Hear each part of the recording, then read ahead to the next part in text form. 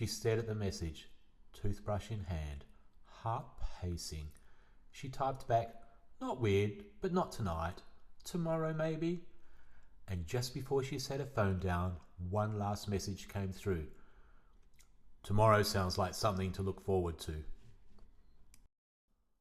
Alana didn't sleep much that night, not because she was nervous. Not exactly.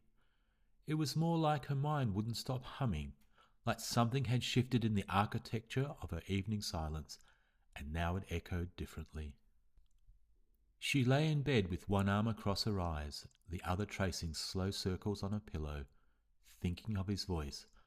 Not smooth, but sure, like gravel underfoot on a quiet path, grounding, honest, and impossible not to notice. She liked that he didn't try too hard, that his pauses were real, that his messages came when they felt right, not because he was trying to keep her attention.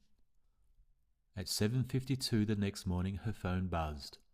"Morning, I hope you dreamt of something strange but beautiful." She smiled, still half asleep.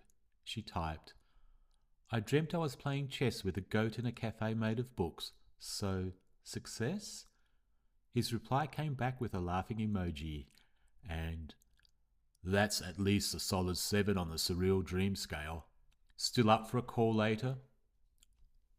Alana paused, then typed, "Yes, but I'm going to need to overthink it for several hours first.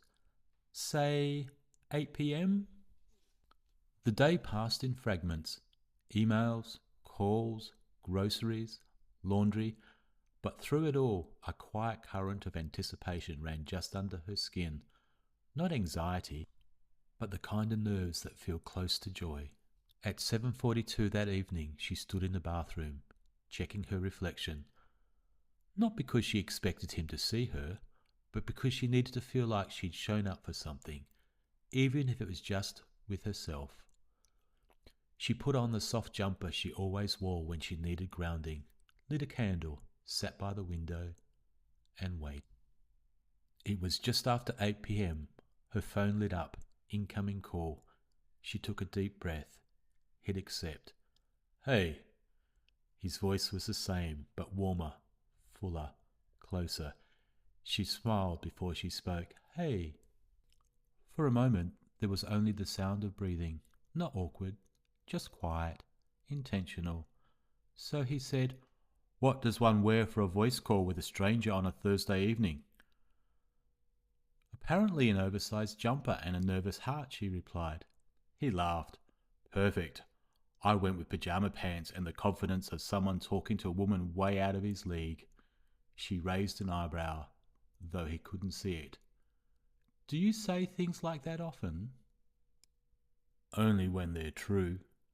They talked for 49 minutes about nothing and everything.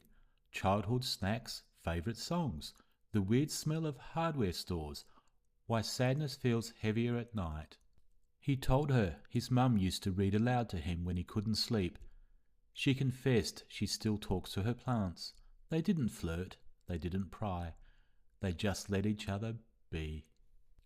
At one point he said, "You sound like someone who feels too much and pretends she doesn't." Her voice caught.